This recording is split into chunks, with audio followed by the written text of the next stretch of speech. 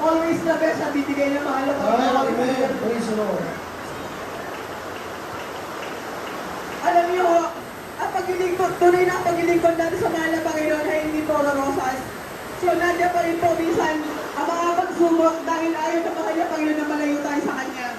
Ang gusto ng mahal na Panginoon, manatili tayo sa Kanya, lumuhod at manatiling manalangin, lumuhod at manatiling mapagpakumbaba sa Kanyang banal na harapan. So, kung tayo pa man po ay nagkakaroon pa tayo ng mga struggle sa mga pagkakataon, yun po ay natural lamang para po tayo ay manatiling lumuhod sa mahal na Panginoon, manatiling manalangin sa mahal na Panginoon, manatiling magtiwala sa mahal na Panginoon. Yes, right. Praise the Lord. Hallelujah, praise the Lord. Maraming salamat po. Ito po, muli ko po binibigay po pinakamataas na pasalamat sa mahal na Panginoon. So lahat po ng pagkapala binigay sa namin sa physical, spiritual, and material. Praise the Lord po.